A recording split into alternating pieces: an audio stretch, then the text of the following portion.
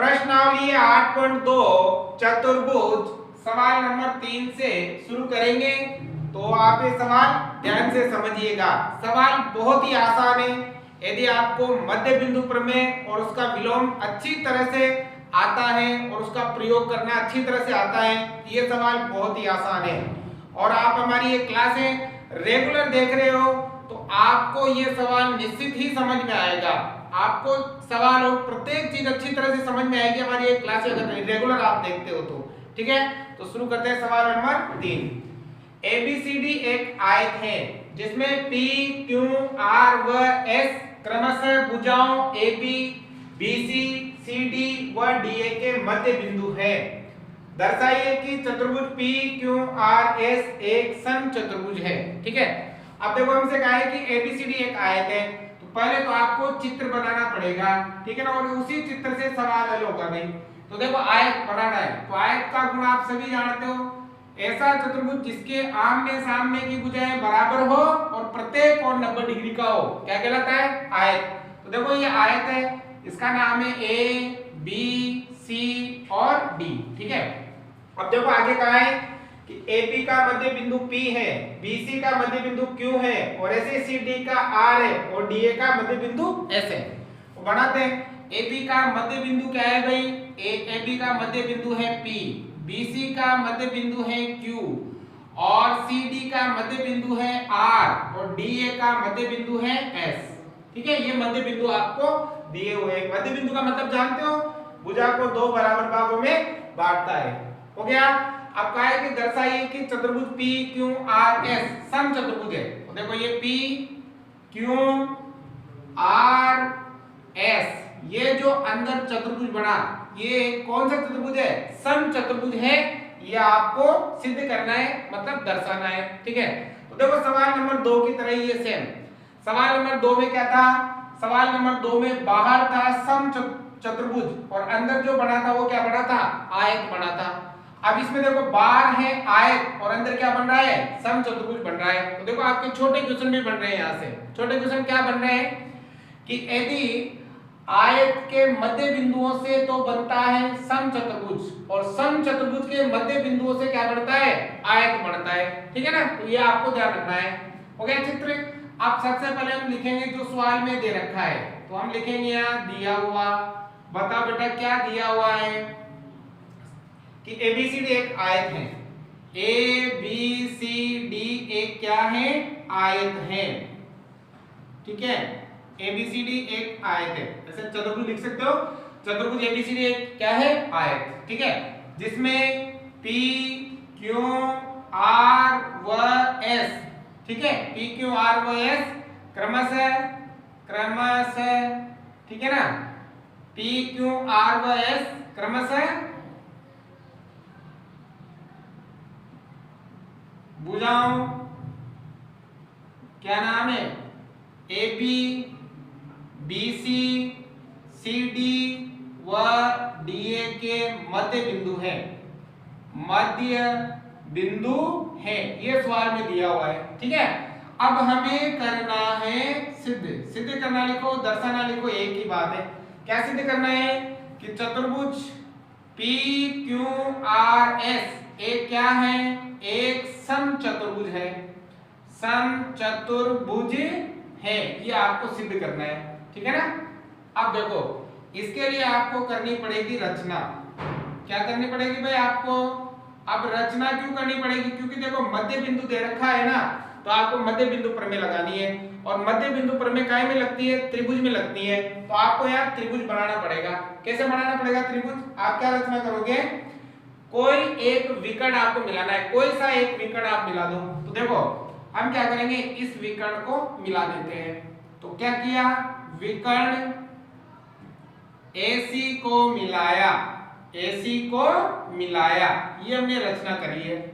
अब देखो उत्पत्ति में बिल्कुल आसान सा सवाल है, बस आपको तरीका याद होना चाहिए। ठीक है, अब आप क्या करोगे बेटा? सबसे पहले तो ये जो अंदर वाला त्रिभुज चतुर्भुज दे रखा है, ये अंदर वाला जो चतुर्भुज है, इसको पहले बनाओगे समांतर चतुर्भुज, जैसे सवाल नंबर 2 में बनाया था। सेम वैसे के वैसे इसको समांतर चतुर्भुज बनाना है। फिर जैसे ये समांतर चतुर्भुज बन जाएगा तो फिर समांतर चतुर्भुज को क्या बनाएंगे, सम चतुर्भुज बनाएंगे। ठीक है, तो देखो इसको कैसे समांतर चतुर्भुज बनाना है आपको। इस विकर्ण के ऊपर की तरफ एक त्रिभुज है और इस विकर्ण के नीचे की तरफ भी एक त्रिभुज है। इन दोनों त्रिभुजों का प्रयोग करेंगे और इसको बनाएंगे हम समांतर चतुर्भुज। तो देखो पहले तो लेंगे ए सी डी, ऊपर वाला त्रिभुज।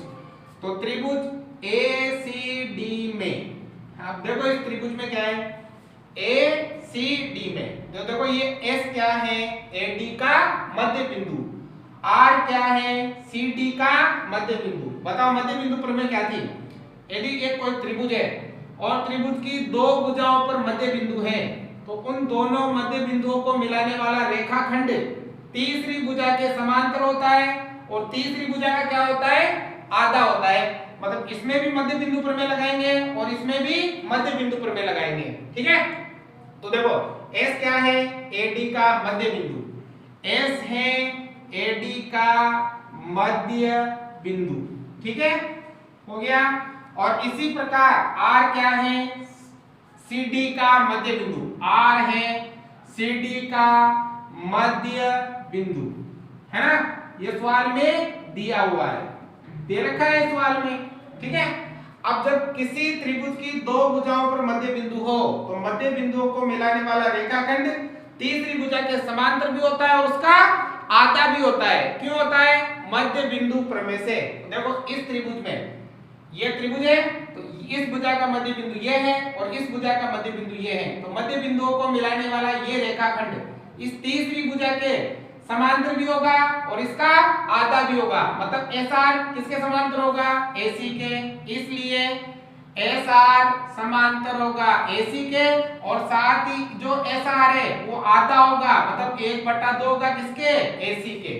ये वाला रेखाखंड इस भुजा के समांतर भी होगा और ये वाला रेखाखंड इस भुजा का आधा भी होगा। बताओ ये क्यों होगा, ये होगा मध्य बिंदु प्रमेय से।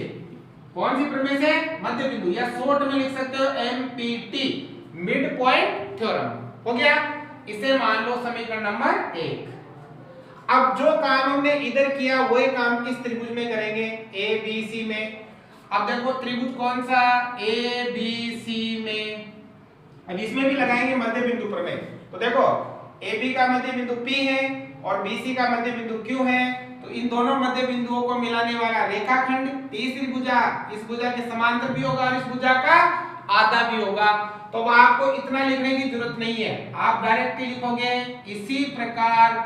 इसी प्रकार ये PQ किसके समांतर होगा, AC के, PQ समांतर होगा AC के और PQ आधा किसका हो गए, AC का, तो PQ हाफ होगा किसके, AC के। बताओ क्यों होगा, ये भी हो जाएगा मध्य बिंदु प्रमेय से, मतलब MPT, मिड पॉइंट थ्योरम से। हो गया, तो अब इसे मान लो समीकरण नंबर 2। हो गया।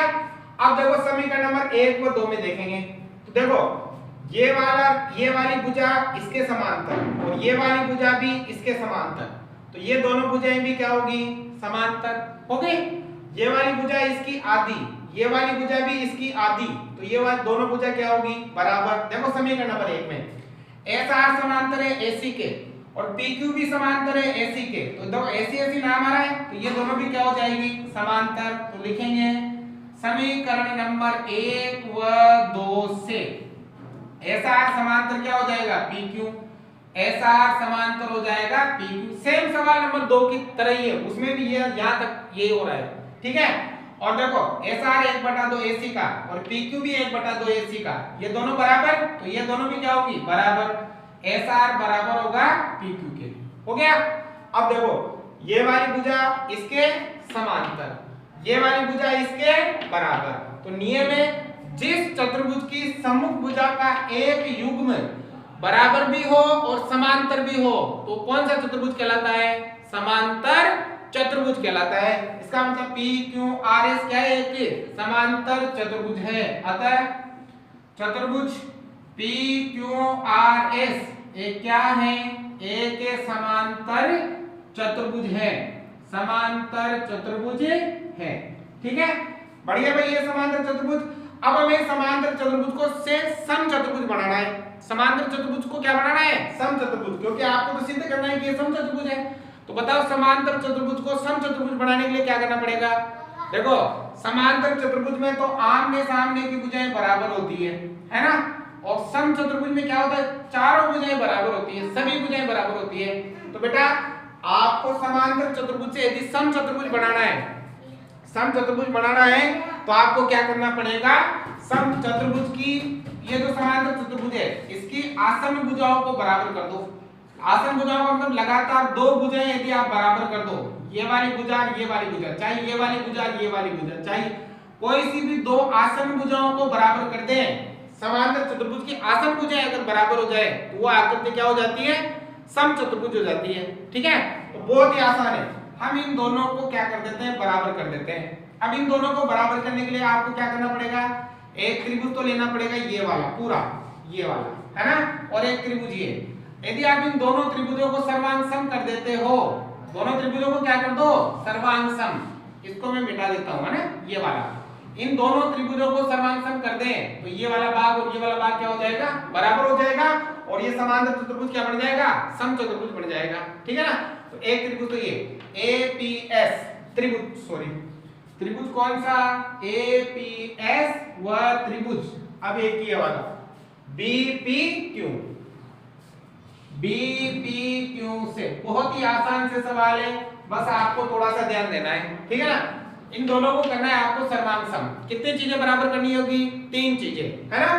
देखो इस त्रिभुज की ये भुजा और इस त्रिभुज की ये भुजा बराबर है। एपी किसके बराबर है? बीपी के। इसकी तो एपी भुजा और उसकी बीपी भुजा, बताओ ये दोनों क्यों बराबर है? ये और ये क्यों बराबर है? क्योंकि P क्या है? AB का मध्य बिंदु, और मध्य बिंदु भुजा को कितने भागों में बांटता है? दो भागों में। तो ये दोनों बराबर। अगर ये 10 है तो ये भी 5 होगी, ये भी कितनी होगी? 5 होगी, क्योंकि मध्य बिंदु है। तो यहाँ लिख देंगे क्योंकि P क्या है? AB का मध्य बिंदु है, इसलिए बराबर है। हो गया। अब दूसरी देखो, इस त्रिभुज की ये भुजा और इस त्रिभुज की ये भुजा भी बराबर है। बताओ क्यों बराबर है ये दोनों? देखो आयत के आमने सामने की भुजाएं बराबर होती है, मतलब ये पूरा भाग इस पूरे भाग के बराबर है। तो ये मध्य बिंदु है तो ये इसका आधा हो गया, ये भी मध्य बिंदु है तो ये इसका आधा हो गया। तो यदि पूरे भाग बराबर तो आधे आधे भाग भी क्या होंगे? बराबर। मान लो ये पूरी भुजा 6 होती तो ये भी 6 होती, तो 6 का आधा ये 3, तो ये भी कितनी होती? 3 ही होती ना। तो ये दोनों भी क्या हो जाएंगे? बराबर हो जाएंगे। एस किसके बराबर हो जाएगा? BQ के। इस त्रिभुज की तो एस भुजा और इस त्रिभुज की BQ भुजा बराबर है। बताओ क्यों बराबर है? क्योंकि ये AD और BC के अर्धक है। ये AC व क्या नाम है? BC, AD, सॉरी क्या नाम है पहले? AD व BC के क्या है? अर्धक है।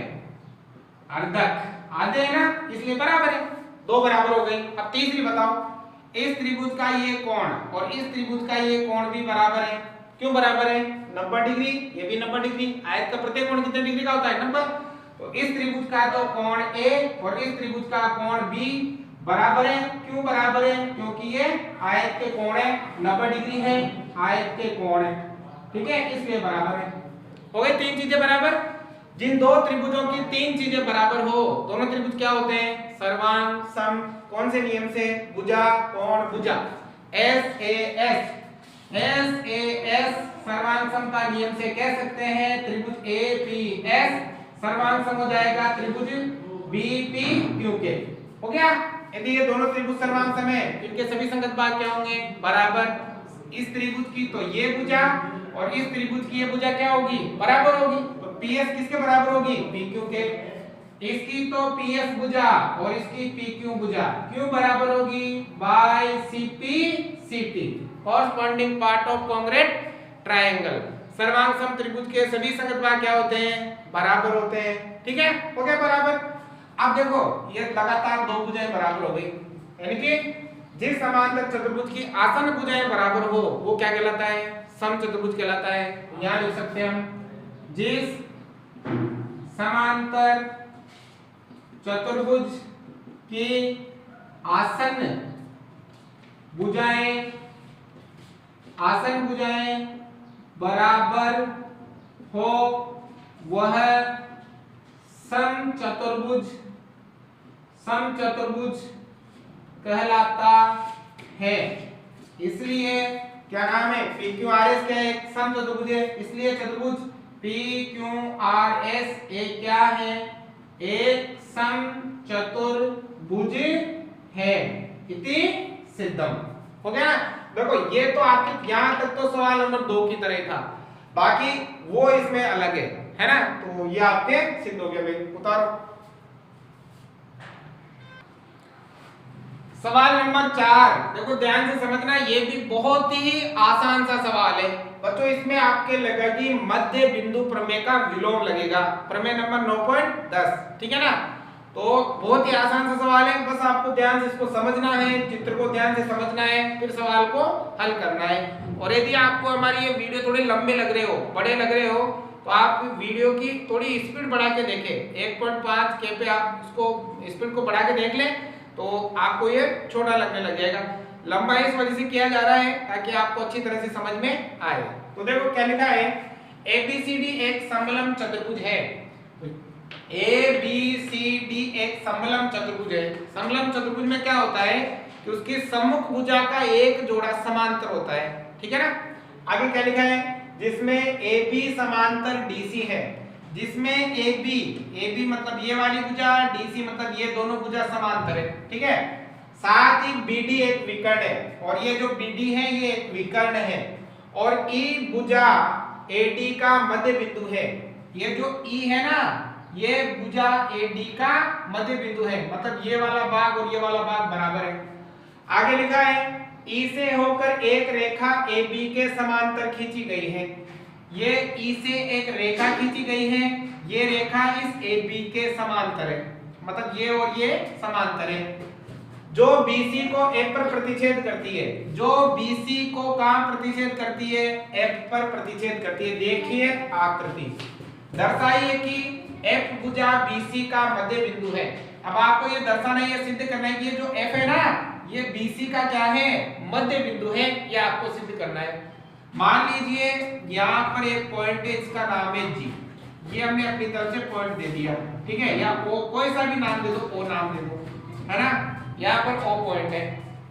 अब देखो कैसे करेंगे, सबसे पहले तो जो सवाल में दे रखा है वो लिख लेते हैं। पहले देखो ABCD एक समलंब चतुर्भुज है, जिसमें AB और CD क्या है, समांतर है, ठीक है। और E क्या है, AD का मध्य बिंदु है। अब E से एक रेखा इस प्रकार खींची गई है कि ये AB के समांतर है, तो आपको सिर्फ, और BD इसका क्या है, विकर्ण है। तो देखो सबसे पहले तो लिखेंगे सवाल में दिया हुआ, बताओ बेटा क्या दिया हुआ है। आप लिख लो कि ABCD एक समलंब चतुर्भुज है, ये लिख लेना आप, ठीक है ना। और अब क्या लिखा है कि AB और CD समांतर है। AB समांतर है DC के, CD लिखो DC लिखो, एक ही बात है। और BD एक विकर्ण है, BD का विकर्ण है। और E भुजा AD का मध्य बिंदु है। ये E क्या है, AD का मध्य बिंदु है। और E से होकर एक लाइन ये ऐसी खींची गई है कि ये AB के समांतर है, ठीक है। मान लो इस लाइन का नाम, इस रेखा का नाम AM है, ठीक है, या EF ही नाम रख दो। रेखा का ही तो M ही रखो आप, ठीक है ना। तो ये जो M रेखा है किसके समांतर है, AB के समांतर है। उस रेखा का नाम क्या है, M है। तो देखो ये AB इस CD के भी समांतर है, और ये AB M के भी समांतर है।